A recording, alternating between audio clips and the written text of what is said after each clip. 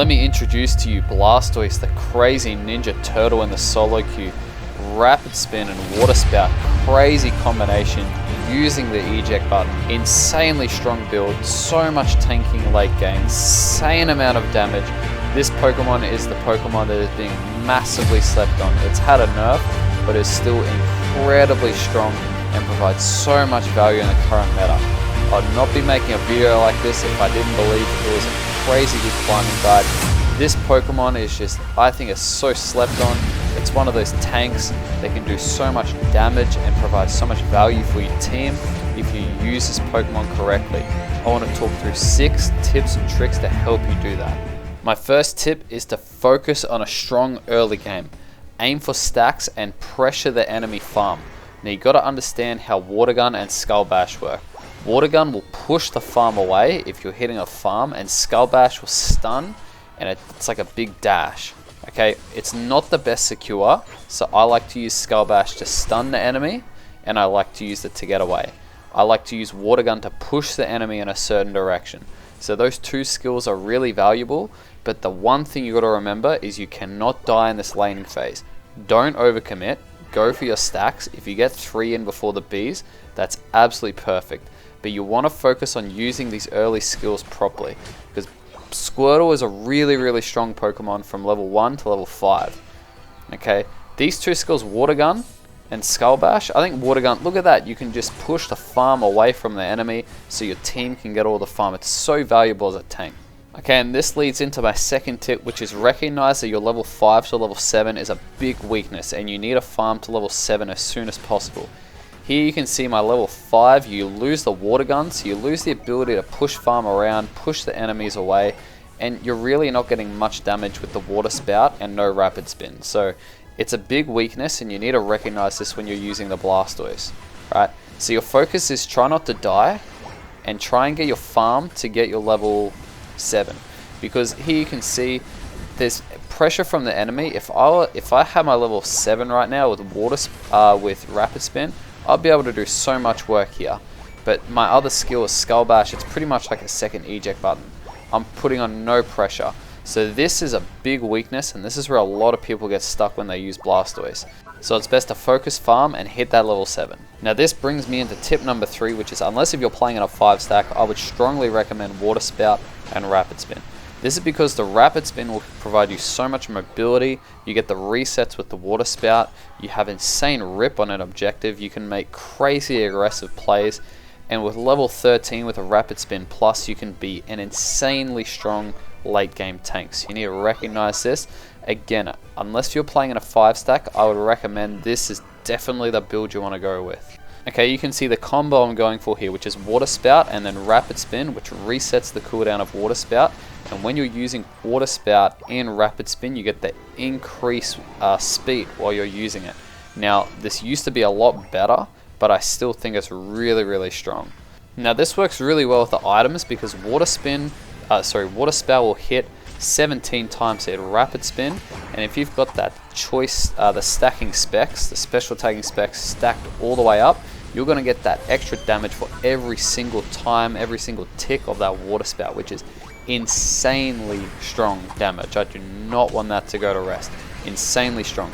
Also scales really well with his Unite move, and you can just see here we've got the combos going off, right? And you can push deep, know not to die, and if in doubt you can eject over the wall, but I think you want to use that eject a lot more aggressively.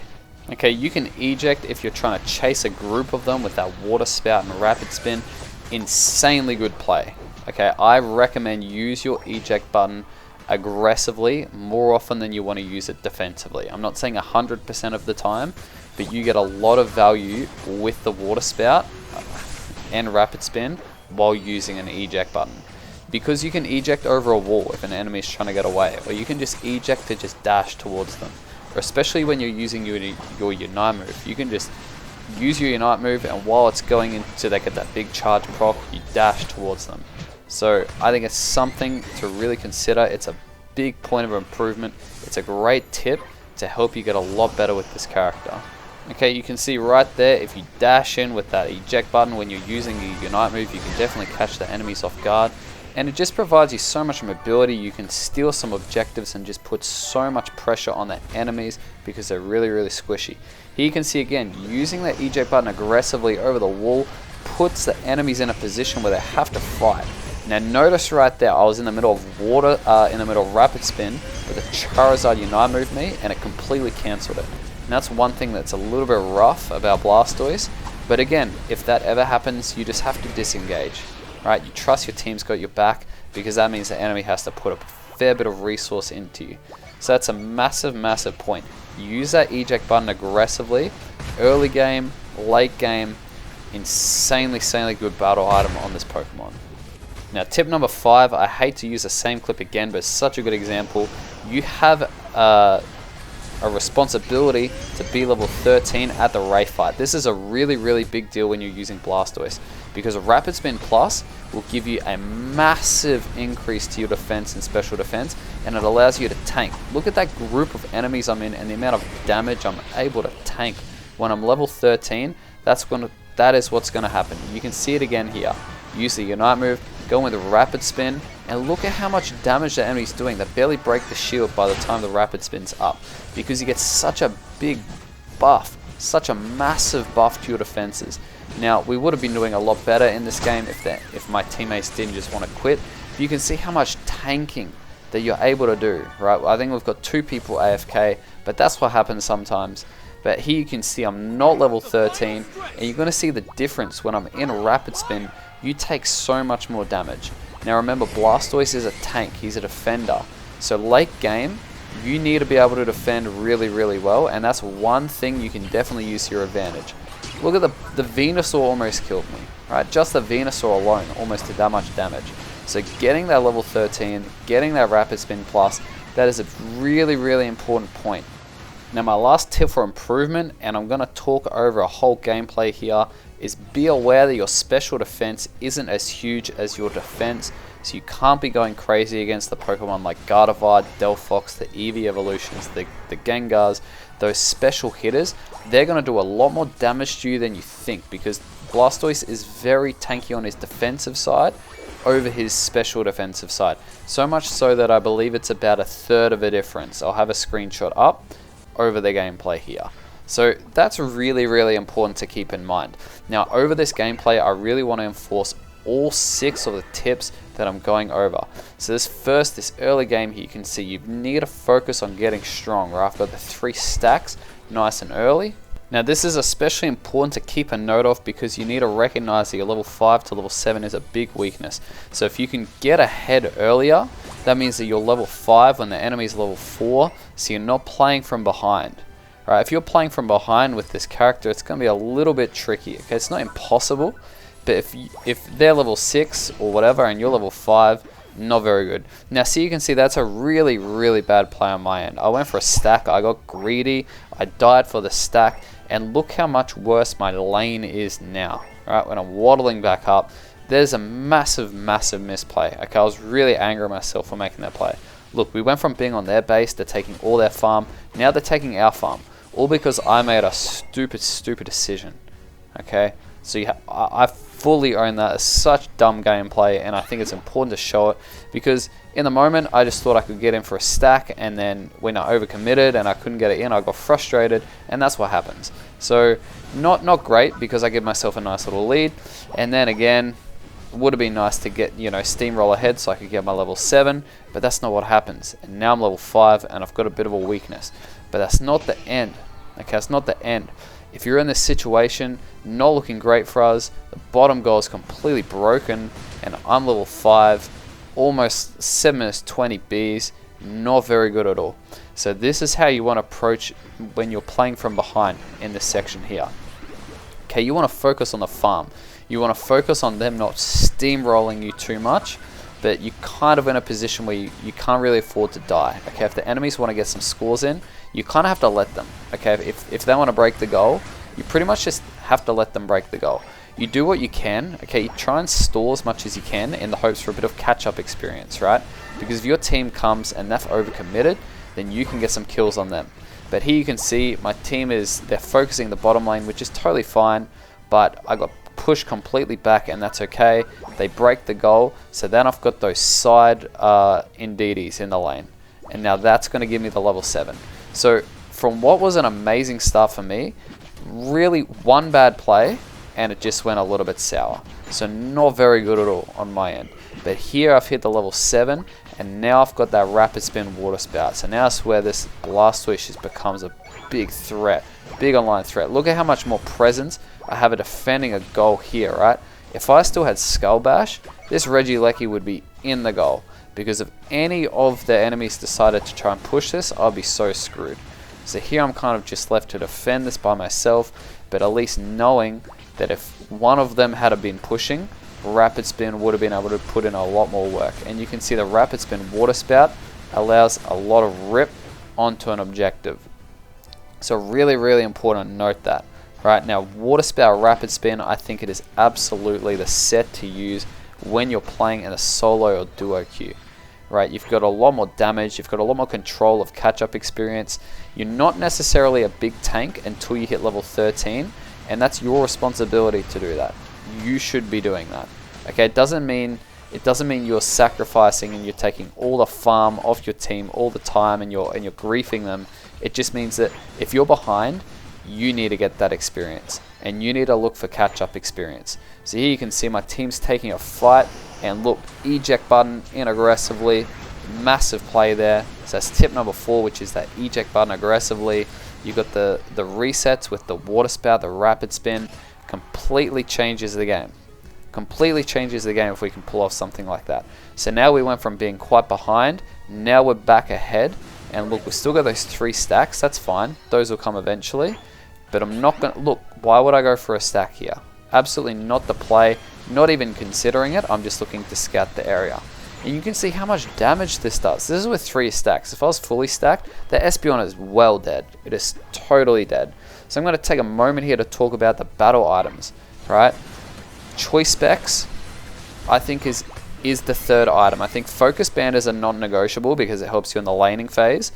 I also think that the stacking specs is really, really good because Squirtle's early game allows you to get that online, and it helps you get experience, which is fantastic. But I think that 3rd item, you want to just be dishing out a little bit more damage. Now the way that the choice specs works is it's got an 8-second reset on like the amount of quick burst damage it does. So for me, that's kind of like every time I use rapid spin, late game, that's like an extra 300 to 400,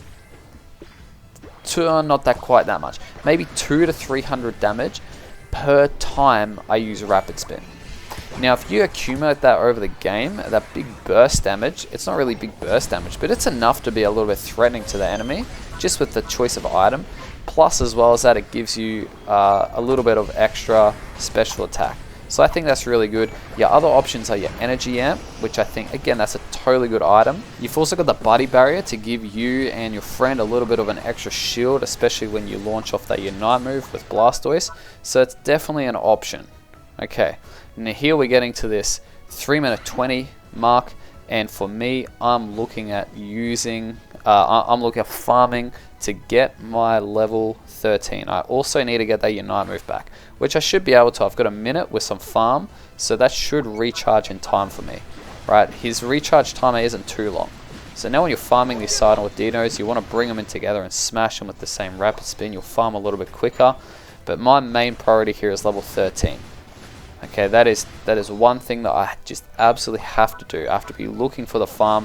I have to be a little bit greedy with it at this point. And thankfully the Blissey's handing over some of that experience, which is really, really good. Okay, so I ping to my team. I've got Rapid Spin Plus. I'm ready to be a massive tank in this end game. Now I'm more than happy at this point to frontline the entire team, scout out, take as much damage as I can, because when you're level 13 with Blastoise, you're an absolute menace. You can dive in with that rapid spin. You've got mobility to go in and out. You can just do so much work. So now we're kind of looking, we're doing a bit of a dancing game here. We can see the Greninja's going off to score. The Charizard's kind of floating in their jungle. I'm here playing it safe. I know if I'm level 13, I can get in and out with rapid spin, even if their whole team's there going for the steal, but because of the mobility that I'm able to get. So I went for it, they got it, that's totally fine. The Charizard's pinging for me to retreat, which is definitely the correct play. And I'm just looking to scout here. So I'm going, yeah, where's the enemy? Where's the enemy? And I can see they're going in that bush, and there's that aggressive eject button play. Huge play. Massive, massive play. Because then the Charizard able to go in, he's able to do massive damage, and then the Greninja is able to get some sweeping damage when he eventually decides to get out of the bush that he's in the middle of the Rayquaza fight there. So he goes in with his Unite, and he's able to get kind of the last KO there, which is really good. But insanely strong Pokemon. So you need to make sure that you're doing all 6 of those things if you want to climb really well. And you'll notice if you pick it up and follow these things with Blastoise, you're going to find incredible value. Absolutely insane value. This Pokemon is really, really good. I think it gets a bad rap because people don't use it properly. They make a dumb mistake like I made earlier in the game. And that was super risky. Okay, that wasn't great. So not the best play on my end.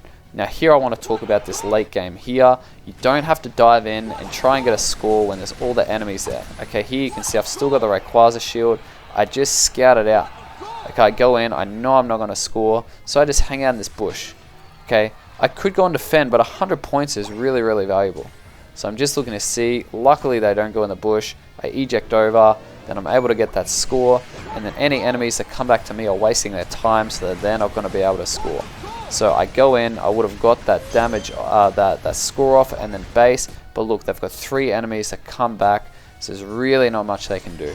And at this point of the game, I'm kind of just damage farming them on their base, because that's what Blastoise can do. He can go into his Rapid Spin Plus, tank all of the damage in the world, especially when you've got that big Unite Move shield. Really, really valuable. So this gameplay, you can see we only got 4 kills and 6 assists, but you can see the value of the Blastoise. Over 100k damage, heaps of damage taken, right? 61k. So valuable with the rest of the team. So really good Pokemon to use. And if you've stuck around this long, please click on another video. Please give it a like. I appreciate the support I get from every single one of you.